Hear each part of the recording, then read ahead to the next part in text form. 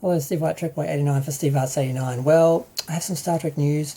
It could be good, it could be bad, depending on which side of the situation you're on.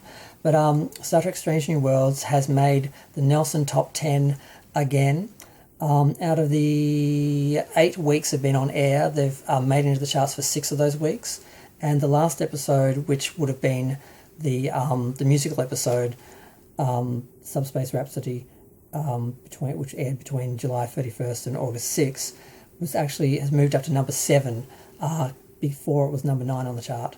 So it's moved up. It got 362 million minutes viewed. And it's just very distressing because if you're a Star Trek fan and you miss Star Trek, because Star Trek used to be a serious, dignified science fiction show which gave us, science fiction concepts and themes that we could actually explore. It was inspirational. It opened minds and made people think. And these new shows, the new Trek shows, they're just melodramas. Just happen to be set in space. They are science fantasy at best, and they're not Star Trek. They're not the quality and what people expect from Star Trek. And a lot of Star Trek fans were kind of hoping that if they continued to fail, because Star Trek Discovery failed and that's why it got cancelled.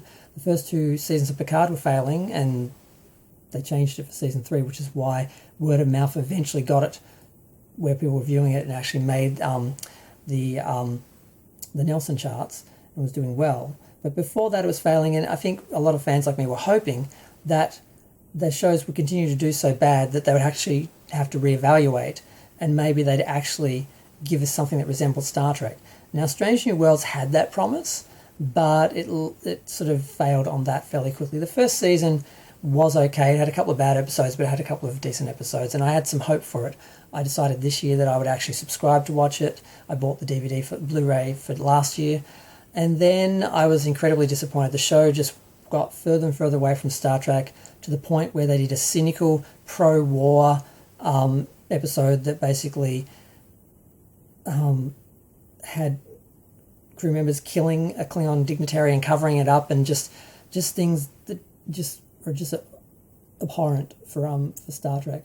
And then they jumped from that to an absolutely ridiculous musical episode that wasn't from the musical genre itself, but actually tried to have it in the story explained as happening, but it didn't make any sense. There was no science. It was just ridiculous. It was just a joke. It just became a parody and an insult, and it just was almost impossible to stomach at that point. And it was really sad because I started off the season being optimistic, and by the end of it I was just disgusted and sad about what happened to Star Trek. And the disturbing thing is to see that those episodes are actually doing well with the audience. So it means that they've managed to replace the intelligent Star Trek audience and Star Trek fans, which were a sort of niche. It was a niche show, so it was like a small amount of people, small audience of intelligent people who appreciated science fiction, and now they've been replaced by a bunch of general audience members who formerly would have been intimidated and alienated by Star Trek and its intelligence and sophistication, now are able to watch this show because it's basically just people's personal dramas that just happens to be set in space. They can understand it.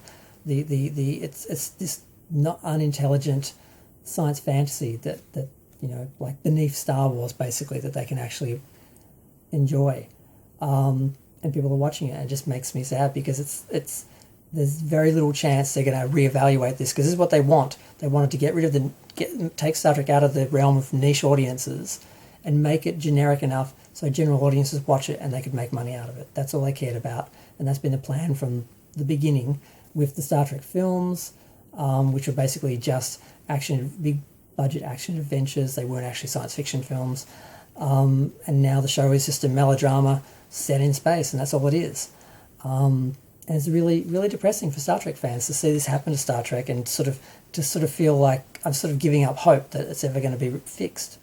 Now, in other news, Lower Decks is premiering on the 7th of September, the day before Star Trek's anniversary, which is being usurped by Star Trek Day, which is all about promoting the new shows and not celebrating the original. They're doing, they're basically putting all season 3 on Amazon, YouTube, and Pluto TV for free for a limited time, and they're putting up 2 episodes at once, and that's it. And Strange New Worlds is appearing on Blu-ray very soon, and Picard Season 3.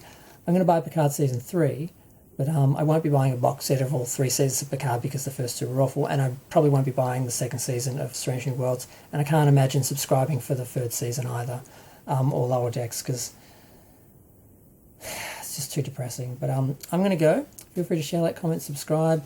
I hate that the Drekkies are winning and the New Trek fans are winning, and that they're actually replacing this amazing science fiction show with this science fantasy melodrama. It just happens to be based in space. And they're also trying to rewrite history, saying that Lucille Ball wrote the show, created the show, and it's just horrible watching what's happening to Star Trek, and it's just really sad.